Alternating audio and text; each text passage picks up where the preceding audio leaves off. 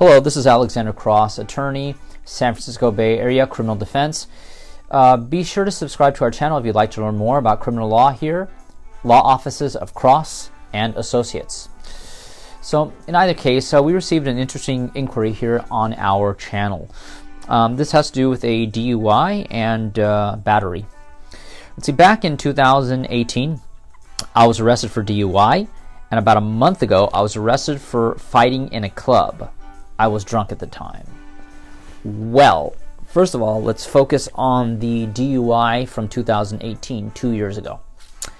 Now, generally speaking, here in the state of California, when you are convicted of a DUI, driving under the influence, you generally speaking will receive 3 years of court probation on top of other potential punishments, having to do the DUI school, fines, up to 6 months county jail, etc., etc., etc. But generally speaking, in the state of California, you will receive 3 years of probation, 3 years of court probation for your first offense. The problem is that now, only 2 years later, while you are still on probation for your DUI, you're now being charged with a potential battery and potentially for a drunk in public, because they could get creative and charge you with a 647 parentheses F, which is drunk in public. Here's the deal, though. Although the new charge, it's an annoyance to be charged with battery and drunk in public, because that carries up to 6 months county jail apiece per charge. The issue is the probation violation, because if you violate the terms of your probation for your original case, if you violate the terms of your probation for your DUI case, that would be a basis for them to give you up to 6 months in county jail for that violation. That's separate from the battery or from the drunk in public. The problem, or the additional problem, is that a lot of times when somebody is on probation and commits a new offense, not always, but this happens quite often, a judge may hold you in custody without bail.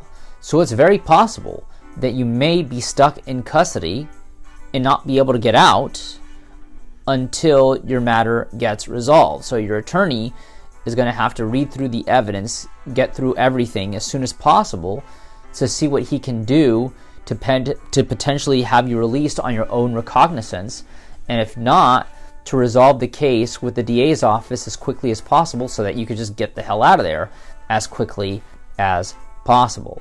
It would be unfortunate if your battery case was in dispute, because in a situation like that, you may be stuck in custody while your matter goes to a jury trial, when they would have to bring in 12 people from the community, and they may have to decide whether or not you are innocent or guilty.